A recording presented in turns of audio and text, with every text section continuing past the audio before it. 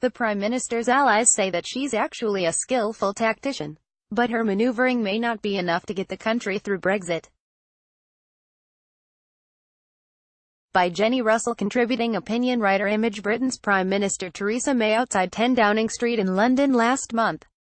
CreditCreditDaniel Leal-Olivas, Agence France-Presse, Getty ImagesLONDON. Prime Minister Theresa May of Britain is a woman widely scorned.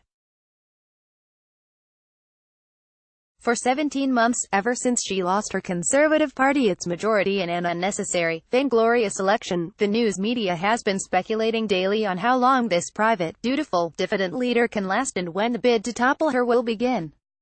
As the national disaster that is Brexit looms frighteningly close, the woman in charge has appeared hopelessly buffeted by events, trapped between the implacable European Union and her own party's venomous Eurosceptics.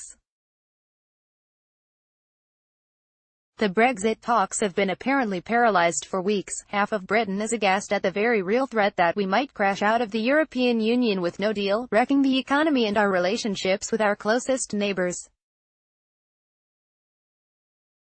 The country is teetering on the edge of its worst crisis since World War II.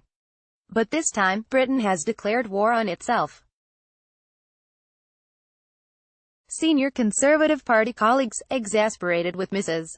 May's Brexit performance, sneer at her both openly and anonymously for being useless, obstinate, indecisive. "Let her go," declared a cover story in The Spectator, an influential conservative magazine. Behind the scenes, though, the tiny group of Mrs. May's allies and advisers are telling a very different story. A deal with Brussels is imminent, and, they say, it will be on Mrs. May's terms. Diplomatically delicate phrases will smooth over the biggest current obstacle to an agreement, the position of Northern Ireland. Mrs. May, these advisers say, has been steering a smarter path than outsiders can know, toward the least damaging Brexit that the politics will allow, eventually easing a deal through the House of Commons. Her allies maintain that while Mrs. May has made some grievous tactical errors, she has been less naive and incompetent than she appears. Rather than being the helpless victim of her party's divides, she has been engaged in a stealthy operation to avoid confrontation with her rebellious right-wing colleagues in public, while outflanking them in private. Like Muhammad Ali in a comeback fight, she has chosen to absorb punches until the very last moment she can deliver her own. Is Mrs. May really more of a Machiavellian fighter than a punching bag? Well, possibly. But even if these generous interpretations of the Prime Minister's actions over the past 2 years are accurate, her strategy will still turn out to have been a dangerous mistake once Brexit finally arrives. Only brave leadership, not backroom games, can save Britain. One senior politician described Mrs. May's embarrassing predicament. "It looks like dithering, it's not heroic, and you can't boast about it until it's done, but it's practical," he told me. "It's been hellish," another said.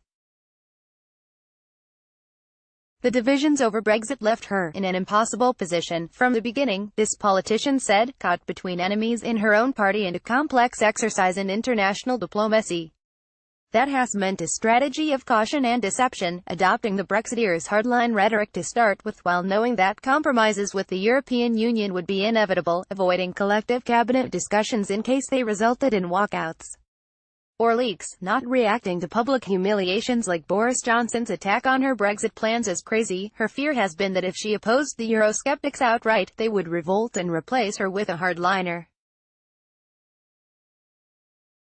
Mrs. May is famously uncommunicative, secretive, averse to being challenged, and cool toward her colleagues. Her sense of being besieged has encouraged those tendencies. Her natural secrecy has been reinforced by political practicality, said a person who advises the Prime Minister. She has a core group of 6 to 8 people acting as advisors, and even some of those are unsure of her strategy because she keeps so much to herself.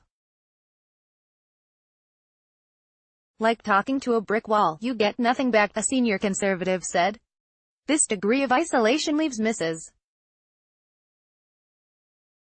May cut off from the insights that she needs for Britain to avoid calamity.